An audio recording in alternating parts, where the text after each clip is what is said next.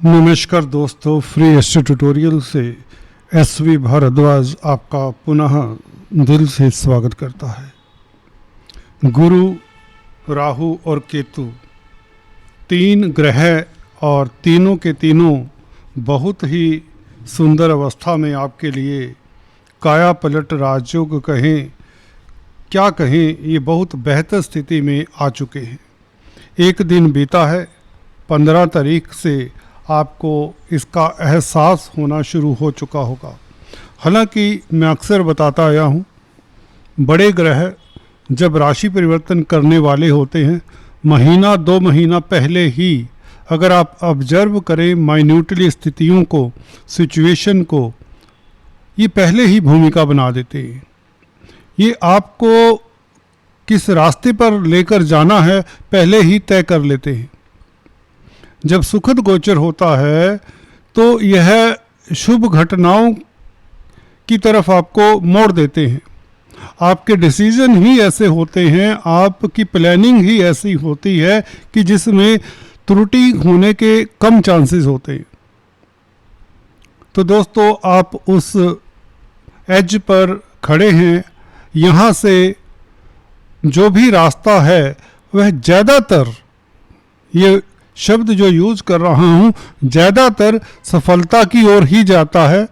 1% व्यक्ति हो सकते हैं जिनकी कुंडली में दशा अंतर्दशा बहुत अच्छी ना हो, तो उन्हें थोड़ा सा इनके उपाय भी करते रहना चाहिए। खासकर जब राहु केतु गुरु किसी अशुभ ग्रह के ऊपर से, आपके नेटल चार्ट में जो अशुभ ग्रह होते उनके ऊपर से गोचर कर रहे हैं।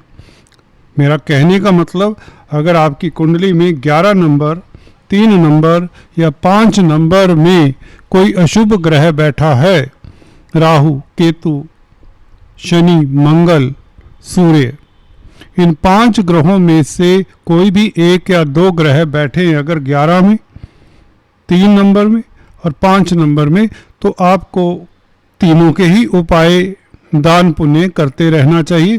जैसा कि मैं सिंपल उपाय आपको अपने वीडियोस में अक्सर बताता रहता हूं। खासकर जो साप्ताहिक राशिफल हमारा देखते हैं उन्हें इसका इल्म होगा, उसमें तो हम रिपीट करते रहते हैं ये उपाय। आप भी हमारा साप्ताहिक राशिफल देखा करें। एनीवेज, हम चर्चा करने जा रहे हैं इस वीडियो से गुरु, राहु, केतु। दोस्तों, इस साल कम से कम या 1.5 साल जब तक राहु केतु यहाँ पर रहेंगे, कैसा प्रभाव मोटे तौर से दे पाएंगे और मई जून के महीने में इनका प्रभाव इमीडिएटली क्या हो सकता है, जिनकी दशा अंतर्दशा सुखद है और जिनके मैलिफिक ग्रहों के ऊपर से ग्रह नहीं जा रहे। हम पहले देवगुरु बृहस्पति की बात करते हैं। देवगुरु बृहस्पति के बारे में हमने किसी वीडियो में पहले भी बताया। गुरु दोस्तों धन की खान है। बेसिकली भौतिक सुख देने वाले हैं, संसारिक सुख देने वाले, मान सम्मान देने वाले हैं, हर तरह के सुख देने वाले अगर कोई ग्रह है सभी राशियों के लिए, दोस्तों आपके लिए तो है ही, सभी राशियों के लिए, सभी लग्नों के लिए, 12 की 12 राशियों के लिए, 12 के 12 लग्नों के लिए गुरु सुखदाता कहीं, धन संपत्ति देने वाले, प्रतिष्ठा देने वाले, सब कुछ देने वाले। आपको गुरु ने तो अपना काम करना है कि वरदान देना है। अब 7वें भाव में है तो गुरु दाम्पत्य जीवन को खुशहाल करेंगे ही करेंगे। सिंगल्स हैं तो मैरिज के योग, अगर वैसे ही सिंगल्स हैं तो लव रिलेशंस के भी योग बनते हैं। गुरु की दृष्टि कमाल किया करती है, हम अक्सर बताते आए। यहाँ पर 7वें भाव में बैठकर गुरु अदालती मसलों में आपकी जीत। और गुरु क्योंकि मिथुन राशि में है, बुध की राशि में है, और बुध आपको बता दें, खासकर राहु आपको बता दें, राहु का जो ये परिवर्तन होने जा रहा है उसके बारे में हम फिर से टिप्पणी करेंगे। 18 तारीख को राशि परिवर्तन करके यहाँ पर आएंगे 3rd हाउस में। राहु अभी मिथुन नवमांश में चले आ रहे हैं और गुरु के साथ संबंध बनाया पंचम दृष्टि से राहु ने। अब गौर कर लीजिए दोस्तों, अगर आप एस्ट्रोलॉजी के सिंसियर स्टूडेंट हैं तो आपको ये ध्यान देना है, गुरु की तरह राहु की भी पंचम दृष्टि होती है। पंचम कहें, नवम कहें, ये आपके ऊपर निर्भर करता है। आप क्योंकि वक्री चलते हैं राहु, तो इसकी दृष्टियों को भी कुछ लोग उल्टा देखते हैं, उल्टे हिसाब से काउंट करते हैं। तो एनीवेज पंचम दृष्टि गुरु के ऊपर राहु की रहेगी, जैसे कि राहु के ऊपर गुरु की नवम दृष्टि है। तो दोनों दृष्टि संबंध में हो जाएंगे 18 मई से। और राहु मिथुन नवमांश में है और गुरु बुध की राशि में है, बुध की राशि मिथुन में ही है।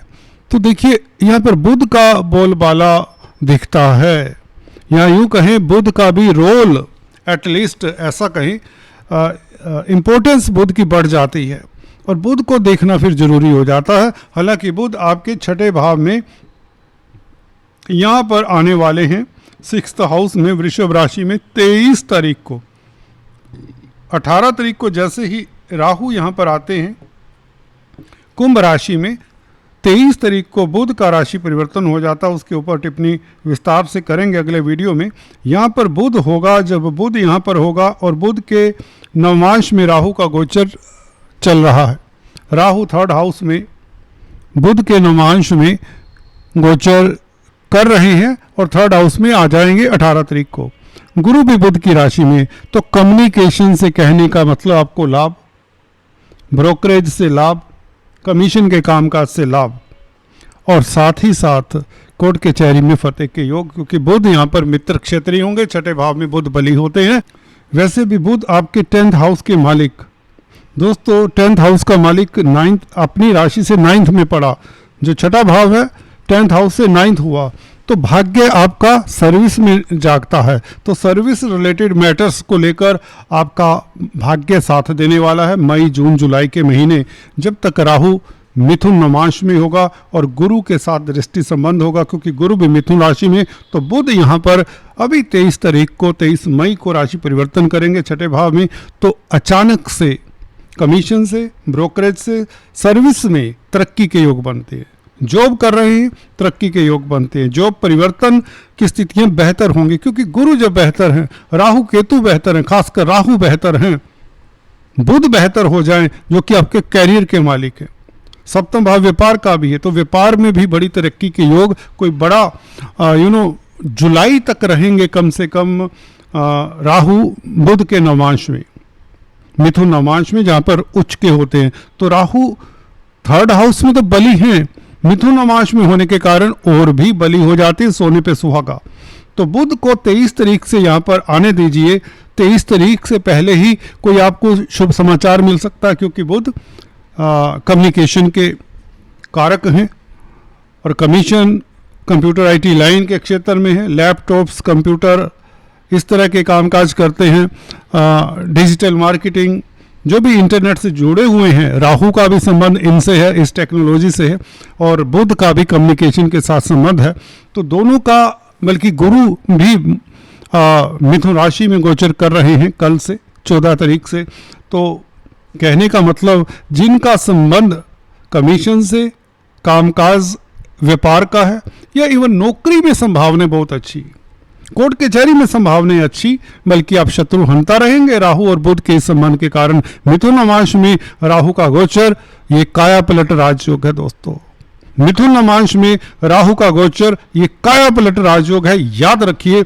यहां पर कोई आपको छू नहीं सकता, किसी से आप भयभीत मत होइए, चिंतित मत होइए, शनि के ढैये को मत याद रखिए। मैंने कहा था जब गुरु और राहु केतु आपके हक में हो तो शनि का ढैया कुछ नहीं कहता, भले शनि आपकी कुंडली में, नेटल प्लैनेट्स में, क्रूर ग्रहों के ऊपर से भी क्यों ना जा रहे हों। याद रखिए शनि आपको कुछ नहीं कहने वाले, शनि आंख मूंदे रहेंगे, शनि की दृष्टि नेगेटिव नहीं होगी, आप में सुस्ती नहीं आएगी, नेगेटिविटी नहीं आएगी, तरक्की करते चले जाएंगे, सफलता मिलती जाएगी। याद रखिए गुरु का ये गोचर लगन को देख रहा है गुरु कल से, जैसे कि ये आपको प्रतिष्ठा देता है, आपको पॉजिटिविटी देता है। देखिए पॉजिटिव होना बहुत जरूरी है, नेगेटिव रहने से कुछ नहीं बनेगा। अब नेगेटिविटी को छोड़िए, जब गोचर अच्छा है तो निकलिए बाहर, और ये गुरु की दृष्टि आपको उच्च पद देती है, आपको अच्छा सलाहकार नियुक्त कर देगी। अगर जॉब कर रहे हैं तो आपकी प्रमोशन के योग, फाइनेंस से संबंधित कामकाज कर रहे हैं, कंसल्टेंट हैं, गुरु फाइनेंस के कारक हैं, अर्थव्यवस्था के साथ जुड़े हुए बैंकिंग प्रणाली में हैं तो उनकी प्रमोशन के योग, आपका रुतबा, आपका दबदबा संसार देखेगा, आपका ऑरा, आपका मैग्नेटिज्म दुनिया देखेगी। अकेला गुरु काफी है। भूल जाइए राहु केतु को भी। 11वें भाव के ऊपर गुरु की दृष्टि ऐसे ही थोड़ी ना चली जाती है। अगर शनि की दृष्टि कुप्रभाव रखती है तो गुरु की दृष्टि भी शुभ प्रभाव रखती है। मैं ये वचन देता हूं आपको। 11वें भाव के ऊपर दृष्टि मांगलिक कार्य, जमीन जायदाद, प्रॉपर्टी बनने के योग बनाता है। आपके मित्र दोस्त आपका साथ देंगे, कदम कदम पर आपके साथ चलेंगे, अच्छे सलाहकार मिलेंगे, समाज में आपका डंका बजेगा। You will be the talk of the town. धर्म कर्म में आपकी रुचि रहेगी और स्वस्थ रहेंगे। सबसे बड़ी तंदुरुस्ती, हेल्थ की। कुछ मेरे व्यूअर्स ने बात की है कि आप स्वास्थ्य की बात इतनी नहीं करते। अरे समय निकल जाता है, वीडियो इतना लंबा हो जाता है। तो आज बताना चाहता हूँ, जब गुरु केंद्र में हो, लग्नेश हो के केंद्र में है, लगन को देख रहे हैं, लग्नेश लगन को देखे, बली हो, केंद्र में हो, त्रिकोण में हो, तो व्यक्ति पूर्ण जीवन में स्वस्थ रहता है। छोटी मोटी आदि व्याधि रहती है, कोई भयंकर रोग नहीं लगता। यह सूत्र है। अगर गुरु आपका केंद्र त्रिकोण में है, 11वें भाव में भी है, इवन अच्छा है, तृतीय भाव में भी इतना बुरा नहीं होता, अष्टम में तो चलिए उच्च का हो जाता। तो ये गुरु अच्छा फल देता है। तो यहाँ पर स्वास्थ्य आपका अच्छा रहेगा, लव लाइफ, दाम्पत्य जीवन अच्छा रहेगा, सिंगल्स की शादी के योग और जमीन जायदाद प्रॉपर्टी बनाने के योग। राहु का 3rd हाउस में होना ही आपको राज दरबार से सम्मान दिला देता है, सभी तरह के सुख दे देता है। राहु का 3rd हाउस में गोचर करना नौकरी व्यापार में सफलता और यात्रा के योग बनाता है। 3rd हाउस का कुंभ राशि का राहु, कुंभ राशि का राहु। अब यात्राएं करेंगे, तैयार हो जाइए और यात्राओं से लाभ भी होगा। केतु आपको धर्म कर्म के साथ जोड़ता है, धार्मिक कृत्यों से जोड़ता है, जिससे आपके मन में सुकून रहता है, पॉजिटिव रहते हैं। नेगेटिव पलों को भी आप ओवर पावर कर जाते हैं। केतु के हल्के फुल्के उपाय कर लें, चींटियों को आटा शक्कर डालें, काला सफ़ेद कंबल मंदिर में दान करें, काले सफ़ेद तिल मिक्स करके शनिदेव के मंदिर में दान करें, केतु के बीज मंत्रों का जाप करें, गणपति जी की आराधना करें, अच्छा रहेगा। सूर्य को बलि करें, सूर्य की आराधना करें, आदित्य हृदय स्तोत्र का जाप किया करें डेली बेसिस पर, अगर सूर्य या केतु की दशा अंतरदशा है। ये सब आपके लिए अच्छा है। इसमें nothing is negative, nothing is harmful, everything is just first class. एकदम से राजयोग है तो है। अब इस वीडियो को बंद करके अपने काम पर लग जाइए। आज इतना ही। God bless you, stay tuned.